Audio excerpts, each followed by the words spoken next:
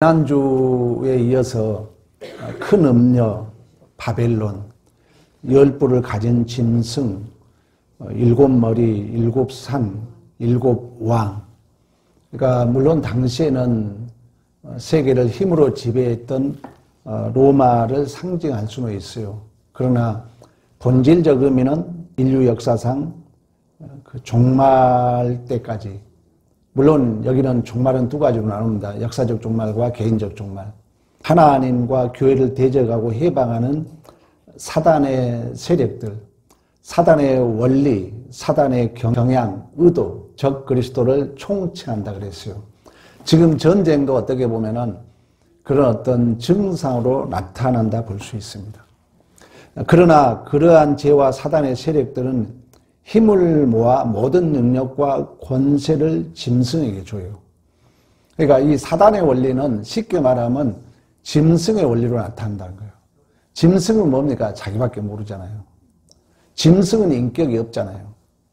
그러니까 그렇게 나타난다는 거예요. 그런 의미에서 짐승으로 비유해요. 그래서 모든 권세를 짐승에게 줘요. 그러면 이들이 어린 양과 이제 전쟁을 합니다. 근데 이 전쟁은 말씀이 응할 때까지. 그러니까 최종적 우리가 하나님의 허용의 섭리라 그러는데 모든 역사의 주는 하나님인데 하나님이 이 악한 세력들에게 짐승에게 권세를 줘가지고 어린 양과 싸우게 하는데 말씀이 응할 때까지. 그러나 결국 이 짐승들은 멸망하고 어린 양과 그 함께한 자들은 승리할 줄로 믿습니다. 이긴다는 거예요. 오늘 본문에 이긴다. 근데 이 이기는 싸움은 꼭 우리가 기억해야 돼요. 예수 닮은 싸움이라는 거예요. 혈과 육의 싸움이 아니라. 근래 와서 이런 얘기 많이 하잖아요. 내가 깊어져야 된다는 거예요. 내가 넓어지고 내가 성장하는 싸움을 해야 된다는 거예요. 여러분들이 기독교인들을 만나잖아요. 기독교인들하고 잘못하면 우리가 친해질 수 없거든요. 왜? 기독교인들이 이런 깊어지는 싸움을 해야 돼요. 예수 닮은 싸움을 해야 되거든요. 그렇지 않으면은 이 진리를, 이 옳음을 갖다가 자기를 치장한다는 거예요. 그러니까 기독교인들이 목소리가 커. 왜? 내 옳음을, 하나님을 갖다 덧붙여 있으니까 내 옳음은 막 최고야. 잘못 배운 거예요. 그건 기독교가 아닙니다. 기독교는 깊어지는 원리의 두 가지를 줬어요. 율법을 줬어요. 율법은 뭡니까? 내 죄를 보라는 거예요. 율법이 그래서 은혜로 인도합니다. 내가 여전히 은혜가 필요한 존재구나. 이걸 율법을 통해서 확인하는 거예요. 그 이제 은혜의 자리로 가면은 자유를 누려야죠. 아니, 부모 은혜 안에 있으면 자유를 누려야죠. 그리고 책임을 감당할 줄 알아야죠. 그러면 이 자유와 책임은 뭐냐면은 진리를 알지니 진리가 너희를 자유케 하라고 말씀했던 것처럼 내가 분별하고 선택하고 감당할 수 있는 실력이 내게 있어야 된다는 거예요. 그게 자유죠. 자유를 누린다 해가지고 부모 마음대로 하고 부모 권위 무시하고 목소리 높이고 그건 자유가 아니잖아요. 자유라는 것은 진리를 예수 닮은 자로서의 그 실력이 내가 스스로 분별하고 선택하고 감당할 수 있는 실력이 진정한 자유라는 거예요. 그래서 요한복음에 진리를 알지니 진리가 너희를 자유케 하리라. 제가 운전면허로 자주 비유하잖아요. 운전을 자유롭게 한다는 건 뭡니까? 내가 스스로 실력으로 법을 잘 지키는 게 자유죠. 내 마음대로 운전하는 게 자유가 아니잖아요. 거기에 곧 또한 우리의 책임이 있다는 것입니다. 근데 문제는 이러한 자유와 이러한 책임을 감당할 수 있는 내가 깊어지고 내가 넓어지고 내가 예수 닮은 자로서 내가 성장하는 그 실력은 반드시 환난, 고난을 통하여 깊어지는 줄로 믿습니다. 그래서 우리는 고난이 유익이라는 거예요. 너희가 하나님의 아들이냐? 상속자냐? 고난도 함께 받아야 할 것이다. 성경 말씀이에요. 예수 안에서 하나님과 화평을 누리고 하나님의 영광을 바라고 즐거워합니다. 근데 성경은 뭐라 하냐면 그 즐거움뿐만 아니다. 이뿐만 아니다. 환난 중에 기뻐하나니 환난은 인내를, 인내는 연단을, 연단은 소망을 이룬 줄로 믿습니다. 근데 이게 인내란 뜻이 뭐냐면은 인내란 원어 히포메노라 그래요. 인내란 건 뭐냐? 경험하는 거예요. 인내라는 것은 뭡니까? 그 환난을 내가 경험하는, 환난 속에 인내, 인내가 연단을 이룬다. 그 연단의 소망을 이룬다. 내가 인내를 한다는 것은 원문 제가 사전을 찾아봤어요. 정확하게 어떻게 되어 있냐? 도망치지 않고 견디는 거예요. 내가 한참 도망치는 그 설교했잖아요. 인내는 뭐예요? 환난이 있지만, 어려움이 있지만 도망치지 않고 그걸 견뎌주는 거예요. 인내입니다. 근데 우리가 이런 인내를 모르면 이 환난이 내가 깊어지고 내가 넓어지고 하나님의 은혜의 손길을 모르면 좀 환난쯤 오면 도망치겠죠. 내가 편의주의로 다니겠죠. 성장할 수가 없는 거죠. 그래서 이 인내를 성경의 그 사전을 찾아보면은 경험, 도망치지 않고 머무르는 것, 견디는 것, 이걸 인내로 해석이 됩니다. 그러니까 환난을 도망치지 않고 끝까지 견디는 것입니다. 그 속에 내가 연단되는 줄로 믿습니다.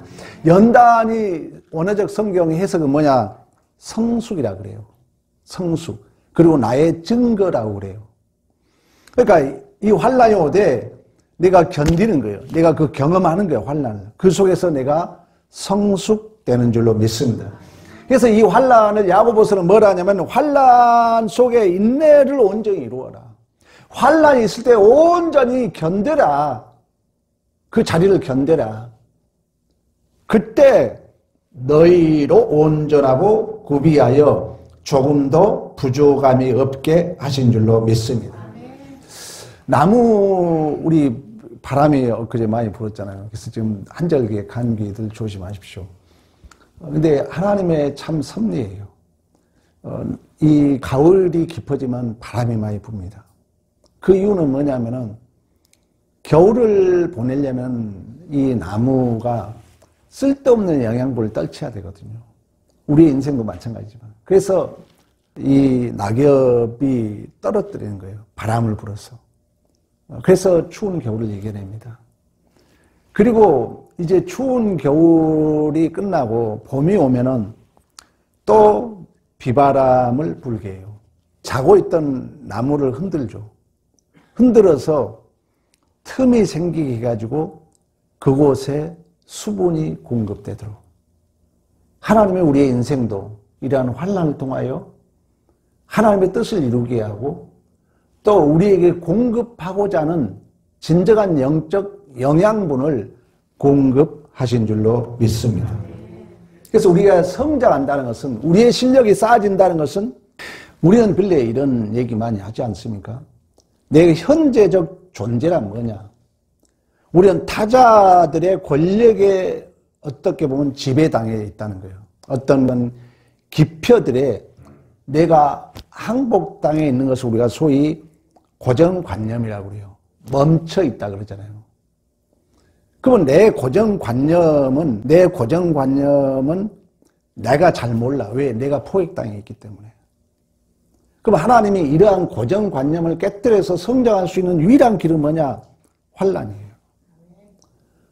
나무를 봄이 되면은 영양분을 공급해야 싹이 나고 자랄 거 아니에요. 그래서 하나님을 흔든 것처럼 하나님은 우리에게 내가 깊어지고 내가 넓어지고 내가 자유를 누리고 내가 책임을 감당하기 위해서는 환난을 준다는 거예요. 환난을 줘서 내 고정관념 나도 거기에 항복돼 있다니까요. 내가 거기에 포획당해 있기 때문에 이 고정관념이 무섭습니다. 그분 고정관념은 항상 자기가 옳은 거예요. 근데 그 사람은 멈춰 있다는 거예요. 그래서 하나님이 환난을 줘요. 환난을 줘가지고 흔든다니까. 우리 나무를 흔든 것처럼. 그리고 공백을 만들고 구멍을 만들고 변화를 주어서 무엇인가 새로운 것을 만들어내는 발명의 과정을 사실 성숙이라고 그래요. 멈추는 건 성숙이 아니에요. 또 우리는 계속 흔들림을 통해서 이러한 환난을 통해서 계속 우리는 독수리가 하늘 나름같이 예수 충만으로 내가 깊어지고 내가 넓어지고 내가 자유를 누리고 내가 책임을 감당할 수 있는 실력이 내 안에 쌓여져 가야 할 줄로 믿습니다. 문제는 뭐냐? 이러한 이제 환난 때, 이러한 환난 때 말씀을 드려야 된다. 그래서 말씀을 드려야 돼. 왜? 성령이 우리를 밝혀주거든요. 야, 너 지금 환난이 있느냐? 너의 고정관념 흔들고 있지 않느냐? 너를 깊고 너를 넓게 너를 예수 충만으로 하나님이 만들기 위하여 은혜의 복 있는 기회로 너를 흔들고 있지 않느냐? 말씀을 듣지 않는 자가 어떤 이런 진리를 깨닫겠습니까? 그래서 성령은 이러한 환난을 통해서 우리에게 말씀을 통해서 조명해 준다는 거예요. 그리고 말씀을 통해서 나를 보게 하고 나를 자각하게 해서 리폼드, 내가 잘못된 길을 다시금 돌아오게 하는 줄로 믿습니다. 그래서 성령이 이처럼 조명과 자각과 개혁을 통하여 내가 훈련된 그게 아까 인내예요. 인내는 경험이에요. 인내는 도망치지 않고 거기에 견디는 거예요. 그래서 내가 훈련되는 거예요. 그래서 믿음을 맛보고 하나님의 은혜를 맛보고 사랑을 경험함으로 말미암아 또다시 내가 깊어지고 내가 넓어지고 내가 든든하게 세움을 받는 줄로 믿습니다. 근데 이 진리를 모르면 환난이 올 때마다 잘했다 못했다 따지려고 그래요. 옳았다 틀렸다 따지려고 그래요. 나는 고정관념에 멈춰있고 나는 거기에 포획당했고 나는 거기에 항복되어 있는데 그걸 모르니까 나는 지금 고정된 진리로 내 옳음을 증명하려고 그래요. 자기가 깨져야 되는데 자기의 고정관념이 붕괴돼야 새로운 것이 발명될 텐데 이걸 모르니까 자꾸 나만 옳았다는 거예요. 그래서 비겁한 짓이 뭐냐? 다른 사람 끌어들여요. 그리고 다른 사람이 핑계대. 그리고 불평해. 원망해. 혀 깨물어야 돼요. 피 날 때까지. 안 됩니다. 훈련해야 돼요. 혀 깨물어야 돼요. 피 날 때까지. 그래서 남을 끌어들이고 싶고 남에게 핑계하고 싶을 때 꽉 깨물고 견디는 거예요. 그때 우리는 그 인내가 연단을 만들어서 소망을 이루게 된 줄로 믿습니다. 그렇지 않으면 우리는 또다시 환난을 통해서 내가 흔들림을 받고 내가 깊어져야 할 텐데 나는 딱 제자리에 있는 거예요. 내 울타리에서. 그래서 내가 지금 거기에 포획당했고 내가 항복당해서 내가 지금 멈춰있는 걸 모르고 이 있는 걸 가지고 나는 옳잖아요. 나는 잘못 없잖아요. 그러니까 남에게 핑계대는 거죠. 남에게 원망하는 거죠. 그리고 그 자는 또 멈춰있는 거예요. 그러니까 새로운 것만 들으면 싫은 거예요. 왜? 나는 멈춰있으니까. 내가 거기에 포획당했다는 걸 내가 모르니까. 자꾸 핑계만 댈 뿐이에요. 성장이 안 되죠. 제가 여러분에 얘기했잖아요. 우리 아들이 셋이에요. 며느리가 둘이에요. 손자, 손녀. 내가 안 넓어지면 내가 불편해요. 내가 기분 나빠. 내가 넓어져야 돼요. 그래야 자유를 누려요. 아모르 파트. 내 인생을 가볍게 할 수 있어요. 그렇지 않으면 모든 것이 나에게 짐으로 오죠. 더 무거워지니까 병이 되는 거죠. 진정한 자유인이 되기를 축원합니다. 그래서 하나님은 우리의 성숙을 위하여 말씀이 응할 때까지 물 위에 앉아있는 음녀, 그러니까 이제 서로 다투게 하는 거예요. 오늘 본문에 15절 16절 그러지 않습니까?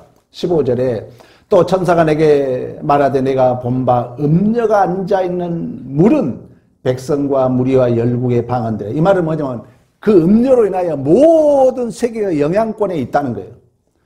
16절 내가 본 바 이 열불과 짐승은 음녀를 미워하여 망하게 하고 벌거벗게 하고 그 살을 먹고 불로 아주 사르니라. 그러니까 하나님은 이러한 제약의 세력들을 허용하고 있다는 거예요. 이스라엘과 하마스와 전쟁입니다.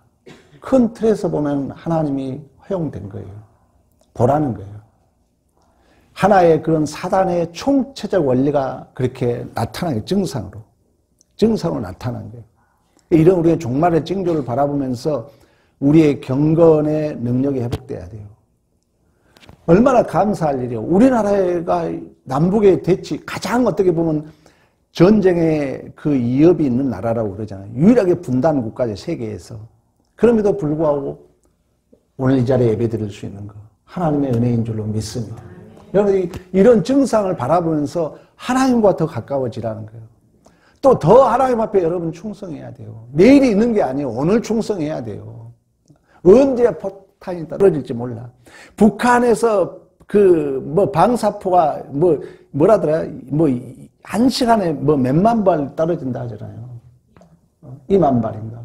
몰라요, 사실 우리들은. 하나님의 은혜예요, 하나님. 우리에게 이 나라의 민족을 이렇게 축복해 준 것은 그래도 우리나라가 6.25를 거치면서 일제 36년 그런 억압 속에 환경과 비슷하다고 그러죠. 이스라엘 역사와. 그래서 복음이 들어왔어요. 그 복음 붙들고 우리 어머니, 아버지, 우리 믿음의 선배들이 얼마나 복음 붙들고 산 줄 아십니까? 여러분, 저는 중간 세대로서 어느 정도 기억을 해요. 새벽마다, 금요일마다 잠을 안 자고 기도했습니다. 저 청년 때는 금요일날 어찌 잠을 잡니까? 날 새도록 기도하고 삼각산에 가서 소나무 뿌리 붙들고 주여 부르짖었던 게 엊그제 같아요. 지금은 많이 우리가 나태했죠. 우리 청년들이 있지만 저는 중고등학교 시절부터 수요, 금요 빠진다는 걸 생각을 해본 적이 없어요. 예배에 빠진다는 것을 생각을 해본 적이 없어요. 우리의 일상생활처럼.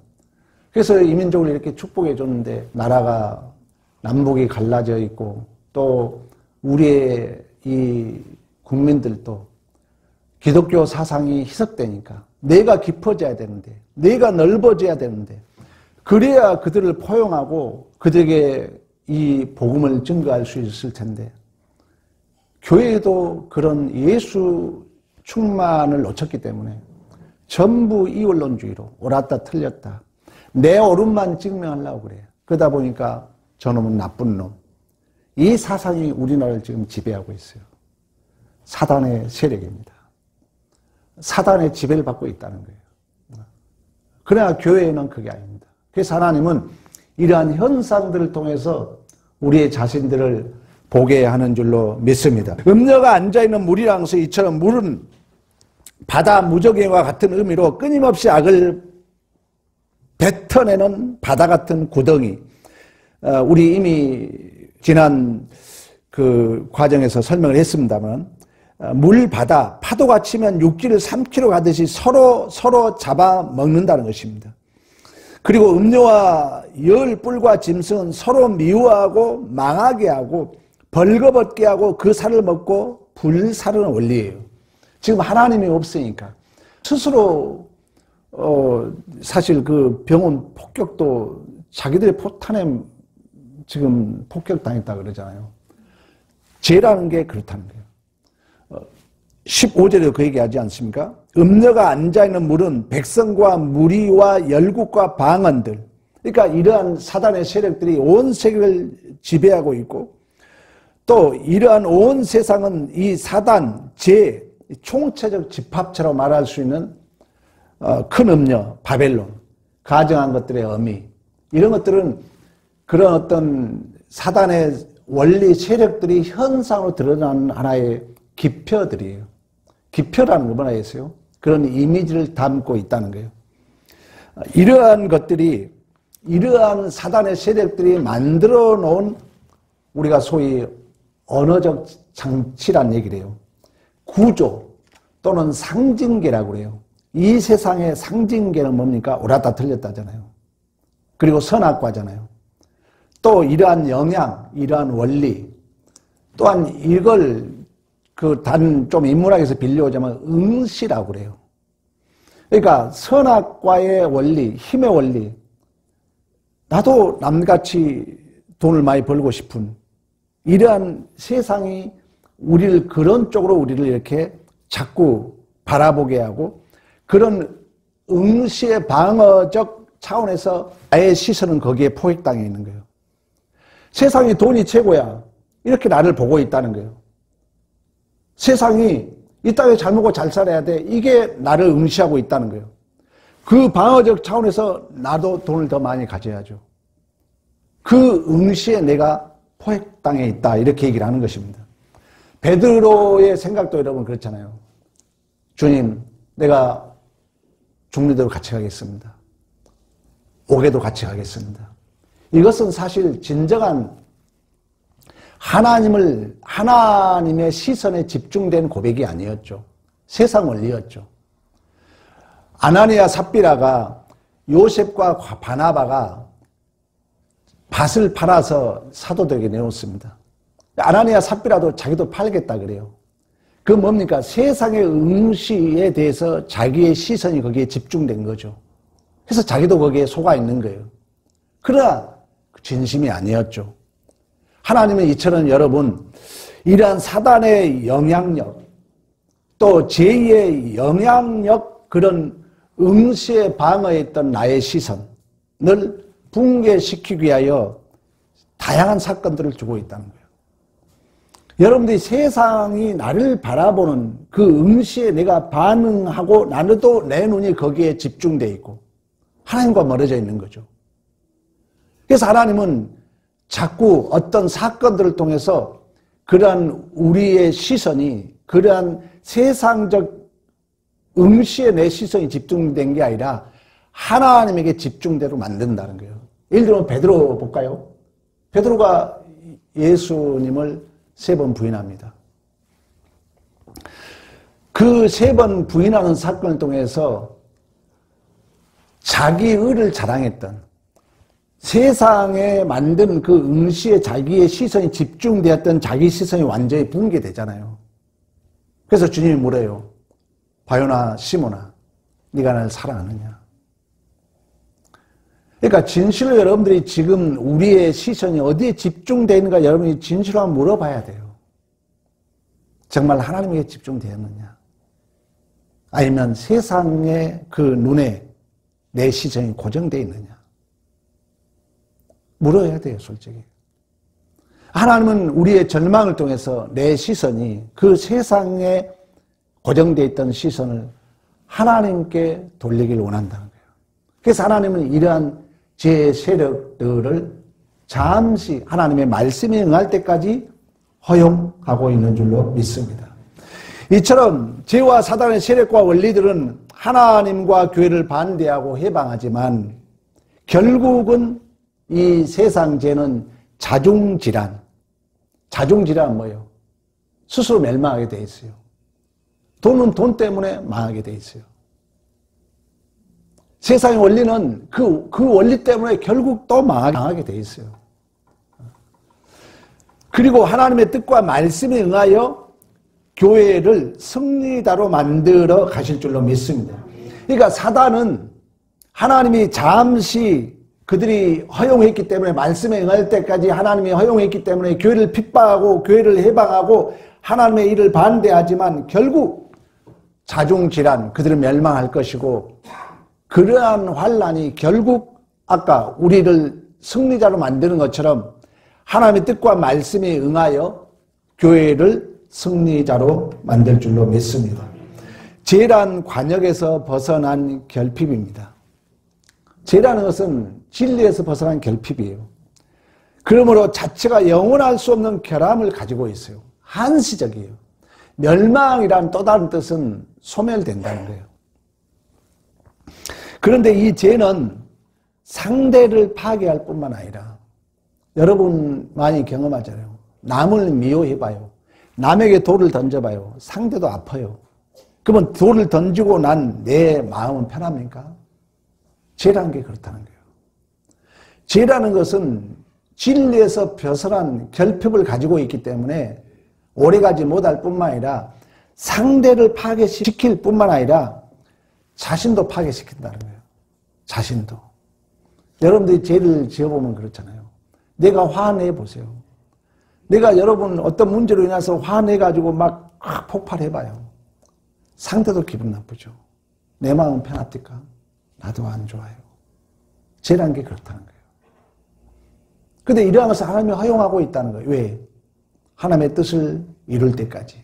그리고 우리 교회를 아까 말씀했던 것처럼 환난은 인내를, 인내는 연단을, 연단은 소망을 이루게 한 줄로 믿습니다. 그래서 이 음녀 바벨론이 어떻게 멸망하는가를 보면은 이 음녀는 짐승을 타고 있습니다. 근데 열불은 짐승과 더불어 임금처럼 한동안 권세를 받아 한 뜻이 되어 또 어린 양과 싸워요. 그러니까 이 짐승과 여자는 한 편이 돼가지고 어린 양과 싸웁니다. 그러나 결국은 16절 봐봐요. 16절. 내가 본 바 열불과 짐승은 음녀를 미워하여 망하게 하고 벌거벗게 하고 그 살을 먹고 불로 아주 사르느니라. 죄는 관역에서 벗어났기 때문에 결핍으로 말미암아 상대를 파괴할 뿐만 아니라 결국 죄를 짓는 당사자까지 파괴한다는 거예요. 죄라는 것이. 그래서 하나님이 이러한 죄를 허용한 이유는 결국은 그 죄는 나중에 보면은 하나님을 방해하는 것 같지만요, 그 죄가 하나님을 이루고 있다는 거예요. 참 신비하잖아요. 죄라는 것이 나쁘죠. 그런데 이 죄가 죄를 파괴시킨다니까요. 이걸 긍정적 의미는 뭐냐면은 하나님은 우리 안에 때로는 죄를 허용합니다. 절대 고의적인 죄는 아니에요. 근데 이 죄가 또다시 내 안에 죄를 늑탈해 간다는 거예요. 이해할지 모르겠어요. 여러분들이 내 안에서 죄가 이렇게 드러나잖아요. 폭로되잖아요. 근데 하나님은 물론 죄인들은 그걸 모르기 때문에 죄의 관여로 가겠지만 우리 믿는 자들에게는 이 죄가 아버지 뜻을 이룬다 그러잖아요. 이 죄로 인해서 나를 보게 하고 내 죄가 폭로됨으로 내 안에 죄가 서서히 늑탈당한다는 거예요. 이 신비함을 여러분들이 아셔야 돼요. 그래서 하나님은 여러분 요셉의 삶을 보셨는지 모르겠어요. 내적으로는 이 죄가 내 죄를 늑탈시키지만 외적으로는 이러한 죄의 허용이 하나님의 뜻을 이룬다는 거예요. 하나님의 뜻을 이룬다는 건 뭐예요? 이 환난이 나를 정금으로 만들어 간다는 거예요. 이러한 죄의 환난들이 나를 깊게 하고 넓게 하고 나를 예수 충만으로 만들어 가는 줄로 믿습니다. 요셉의 삶이 형제들에게 팔림을 당합니다. 여러분 참 신비해요. 이 아이러니하고 비밀스럽고 신비스러움을 이해하셔야 돼요. 요셉은 항상 꿈을 꾸지 않습니까? 그래서 이제 이 형제들이 요셉을 꼼쟁이라고 그래서 비방해, 시기당해요. 여러분들이 남들에게 비방을 당하고 미움을 당하고 이해되지 않는 일들이 하나님의 말씀이 이루어지고 있고 내가 깊어지는 은혜의 파편인 줄로 믿습니다. 이 믿음이 나를 구원한다는 거예요. 그래서 진리가 중요한 거예요. 목사 설교를 들으면은 이것이 능력으로 역사한다 그러거든요. 신비하지 않습니까? 그 요셉은 그렇게 환난을 당해요. 형제들에게 미움을 당하는데 지금 그 미움을 당하는 과정 속에 아버지의 뜻이 이루어지고 있는 거예요. 그래서 이 형들이 요셉을 팔아버립니다. 그래서 이제 보디발 집으로 팔려가요. 보디발이라는 그 애굽의 시위대장 집에 팔려갔는데 요셉이 너무 멋있게 생긴 거야. 그래서 보디발 아내가 요셉을 유혹합니다. 그 유혹하니까 옷을 잡으니까 옷을 벗고 도망가거든요. 근데 이 옷 때문에 요셉은 아니 잡으니까 벗고 도망갔는데 이걸 반대로 해석을 해요. 그 보디발 아내가 여보시오 당신 사온 종이 나를 겁탈하려고 이렇게 옷까지 벗었다. 이렇게 반대로 모함을 합니다. 그래서 요셉이 감옥으로 가요. 감옥에 가서 이제 꿈 해석을 하다가 결국 애굽의 총리가 됩니다. 이 모든 과정을 성경은 뭐라고 해석하느냐? 말씀이 응할 때까지 말씀이 그를 단련했다 그래요. 자, 이걸 깨닫는 요셉이 나중에 뭘 하냐면, 이제 요셉의 아버지가 죽었어요. 죽으니까 형제들이 요셉을 팔았기 때문에, 요셉은 총리가 되었기 때문에 얼마나 무서웠겠어요. 그래서 형들이 가서 요셉아, 우리를 좀 용서해달라 그래요. 그때 요셉이 뭐라 하냐면, 아닙니다. 당신들이 나를 판 것이 아니라는 거예요. 하나님이 당신들을 구원하기 위하여 하나님이 나를 먼저 보냈다는 거예요. 여러분, 우리의 믿음은 그렇습니다. 여러분이 지금 핍박을 당하고 있어요. 뭔 일이 안 되고 있어요.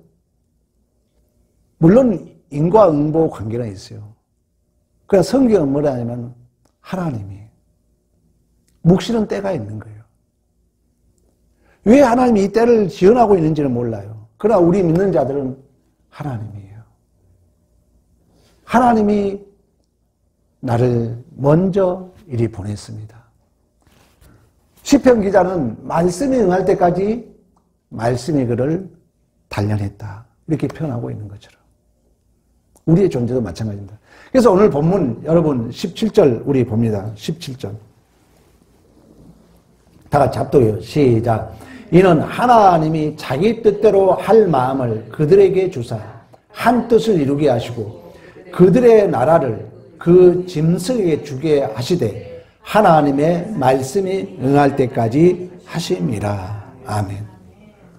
사도 바울이 엄청 어려움을 당합니다.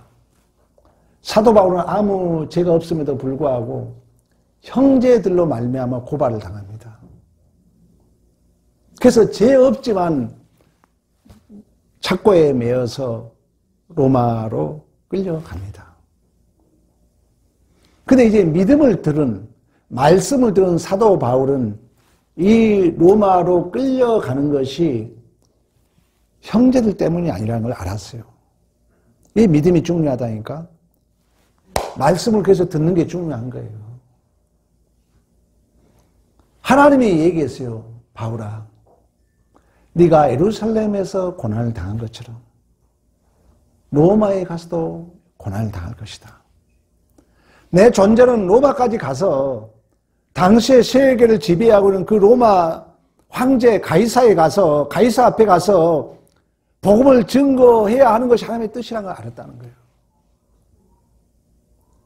그러면 이 뜻을 알고 이 뜻을 믿음으로 소유한 바울은 절대 형제를 미워하지 않습니다. 억울해하지 않는 거예요. 이게 믿음이라는 거예요.